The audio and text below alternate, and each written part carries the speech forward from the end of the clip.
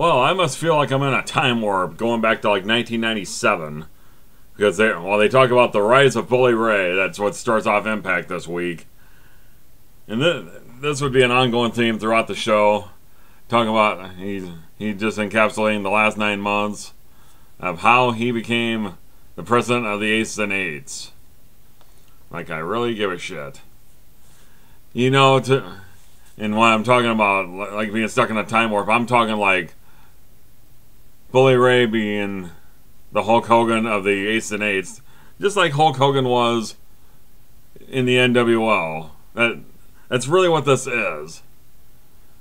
Bully Ray is basically playing the role of Hulk Hogan as part of the Aces and Eights, and I'll go through.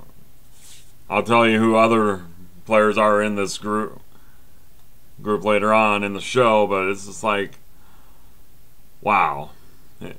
It's like he's talking about how he had everybody fooled. It's like, I had this figured out a long time ago, pal.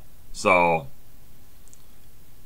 you may have fooled some people, but you didn't surely fool me. I'll tell you that much right now, pal. And another thing about Taz, it's like, ever since he's joined up with the Aces and Eights, his commentary has just gotten worse and worse and worse. Not that it was really ever any good to begin with, but it's really gotten to the point where I can't even fucking listen to him.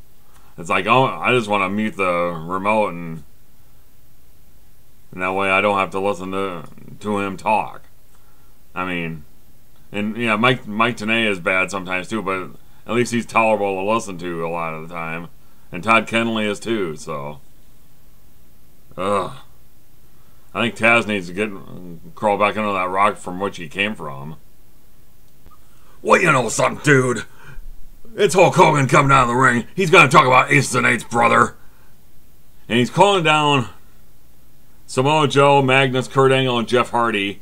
They were the main soldiers that Hogan sent out in the war against the Aces and Eights last week at the end of the show. And there's one thing I don't get at the beginning of the show. Why in the hell is Jeff Hardy making a 4-way match for the #1 contendership? It's like, doesn't Jeff Hardy have a rematch clause in his contract? Ever since he lost the title at Lockdown, doesn't he have some kind of a rematch clause? I mean, seriously? Well, the first match of the night is a rematch for the tag team titles. It's the Dirty Heels, Bobby Roode and Austin Aries against Team Stereotype of Chavo and Hernandez. Well, this match really wasn't all that bad, but Kaz and Daniels come down to interfere to help out Roode and Aries, so Roode and Aries get the win, and they retain. And then soon afterwards, Kaz and Daniels attack Roode and Aries, and they leave him laying in the middle of the ring. So, gee, maybe we're going to get that match after all. Maybe it'll be a one. If you leave out Team Stereotype, it should be just Kaz and Daniels against Roode and Aries, then I, for one, would be very much in favor of it. Thank you very much. Alright, and then before the X Division title match, you got Kenny King with a promo. They're talking to him, and he's saying talking about this, that, and the other thing, just being the X Division champion. And they had a nice product placement for him to get ready for the match. He's got a 5-hour energy. Oh my god. Nice product placement there, guys. I like it. So then we get to the X Division title match itself. Kenny King defending against Sema Ion and Sanjay Dutt. Well, considering that Kenny King was the only person that got an entrance in this match, you kind of knew he was going over. But they talk about some of the new rules in the X Division. Okay, 230-pound weight limit. Gee, I thought the X Division was about no limits. I'm just saying here. And if you lose the fall, like if you get pinned or if you submit, you're out of the title picture. So it's kind of like a survival of the fittest, if you will. But in all X Division title matches they're all three-way matches. So, but as far as the match goes, it wasn't that bad. Sanjay did some move. It looked like kind of like a moonsault double stomp move, and then King ended up going over with the blockbuster to beat Sanjay Dutt. So I guess Sanjay Dutt's now out of the title picture now from the Department of Redundancy Department. Then you got Sting going into Hogan's office, and he's talking about how he wants to get Bully Ray in the ring, and that's probably about the only thing that Hogan and Sting agree on right now is that they both want to get their hands on Bully Ray. So that's you can definitely see that. So be interesting to see when that finally happens, or how far along, or how far down the road that actually does happen. So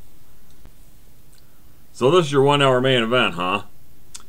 Taryn Terrell's coming down to the ring. Yeah, it sounds like she's coming down to Tracy Brooks' old music. I guess they couldn't think of anything original to give her, so they gave her some recycled music. Sounds like Ragdoll by Aerosmith.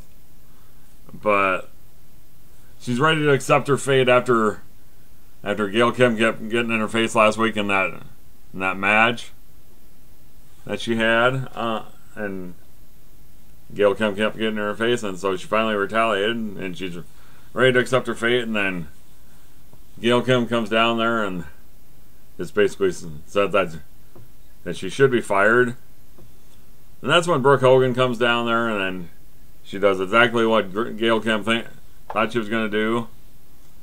I guess it kind of makes sense, even though she had been provoked beyond belief. But that's not it. Brooke fires her as a referee, but she hires her back out as a wrestler, and she can do whatever the hell she wants. So we ended up getting a cat fight with a spear by Taryn Terrell, and she chases Gail Kim out of the arena there. So my only thing about this is, why is a knockout thing? Why is this the 1 hour main event? That's why I'd like to know.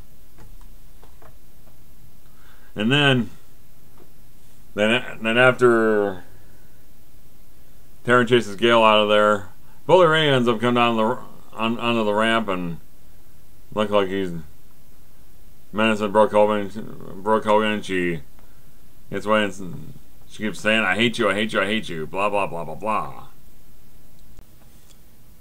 Alright, then you had the match with Matt Morgan versus Joseph Park. As of last week, Matt Morgan wants to rectify all the mistakes that Hogan has made. And the biggest one being Joseph Park. And for a lot of this match, Morgan is just toying with him. Just picking on him, teasing him, whatever. Just pretty much bullying him. And yeah, Park got in a few shots later on in the match, but Morgan pretty much dominated this match. He ended up going over clean with the carbon footprint, and so not really much to say about this match other than that. Alright, getting back into this time warp, sounds like 1997 WCW with the NWO. You got this AJ Styles interview with Mike Tenay, and Tenay's asking him questions about what happened last week, and talking about maybe like drug use or alcohol abuse or whatever the hell. And then finally Taz gets involved. He asks Styles a couple questions, and he's trying to get him to join up with the Aces and Eights, and he offered him a vest, and a prospect vest, as it were. And then James Storm coming down there to the ring, and he's wondering what's up with Styles himself, but Styles is not saying a damn word. So as far as AJ Styles goes in this all grand scheme of things, he seems to be like the Sting of 1997, where, I mean, yeah, he's not sitting up in the rafters like what Sting was doing, but he's just being this anti-hero and that. So I'm guessing what I'm thinking is going to happen is that probably AJ Styles is going to be, he's going to be the guy that, like, once the BFG series starts up again, I'm guessing he's probably going to be in the Bound for Glory, easy for me to say, the Bound for Glory series, and he's probably going to win, and he's going to be the guy to take on Bully Ray at Bound for Glory, and lo and behold, he's probably going to end up winning the title. So we'll just check back in October, November, and we'll see if I'm right or wrong. Well, I guess with this four-way match, you can probably throw conventional wisdom out the window, because it was Jeff Hardy's idea to come up with this four-way match to determine the number one contender. Number one, isn't Jeff Hardy already the number one contender as he was the last guy to hold the championship? He's the guy that lost to Bully Ray. And wouldn't he have a rematch clause in his contract? I just don't get this here, and he ends up going over anyway. So I guess he's going from being the number one contender, to the number one contender. What in the hell is going on here? This is absolute bullshit. This booking is terrible, and Joe shouldn't be doing the job anyway. If anybody, I mean, I suppose if anybody should be doing the job, maybe Magnus. Although I'd hate to see him do the job either, but I guess maybe Joe's as good as anybody. I don't know, but it's like, oh, God, I think some of WWE's booking is terrible. This was absolute shit. I mean, the match itself wasn't that bad. It's just the way it was booked. It was terrible. Well, my final thoughts on this show is like, God, this was a 2-hour show and you only had 4 matches? And then your 1-hour main event segment was Taryn, Terrell, and Gail Kim? Jeez, shouldn't the AJ Styles segment been your 1-hour main event, along with him and James Storm?